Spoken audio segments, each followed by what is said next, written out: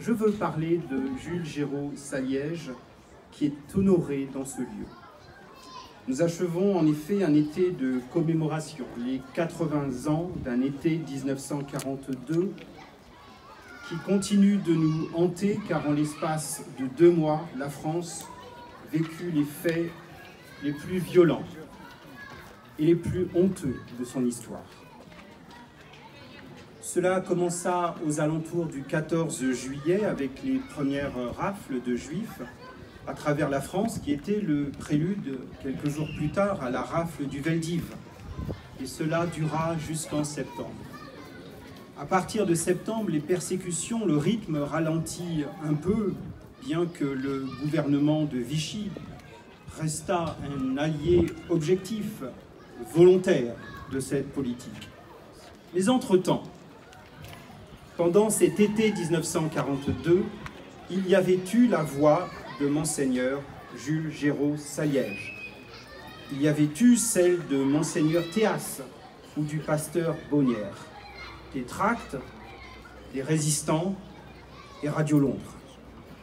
Il y avait eu par milliers des Français ordinaires qui avaient vu la mise au banc des Juifs, qui avaient été témoins des internements dans les camps, des mauvais traitements et de la formation des convois, qui avaient vu leurs voisins, leurs collègues, leurs amis disparaître, arrêtés ou cachés.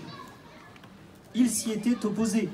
Ils avaient protesté avec tous les moyens possibles dans les circonstances d'oppression, de surveillance et de censure qui s'exerçaient alors.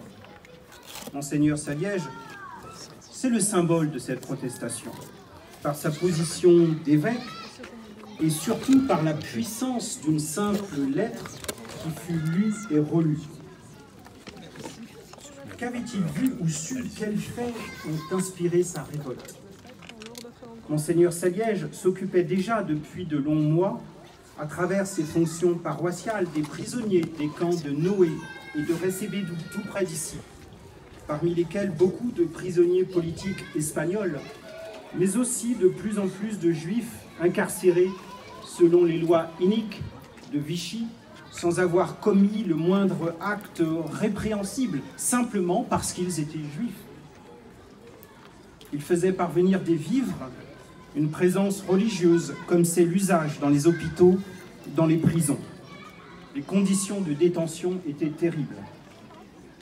Et au mois d'août, des centaines de personnes furent évacuées, notamment via la gare du Portet-Saint-Simon, en direction de Drancy, près de Paris. Et de là, ils furent envoyés à la mort, à Auschwitz-Birkenau. Ces captures et ces déportations, ces arrestations avaient lieu depuis la zone dite libre. Ils étaient mis en œuvre par une police entièrement française.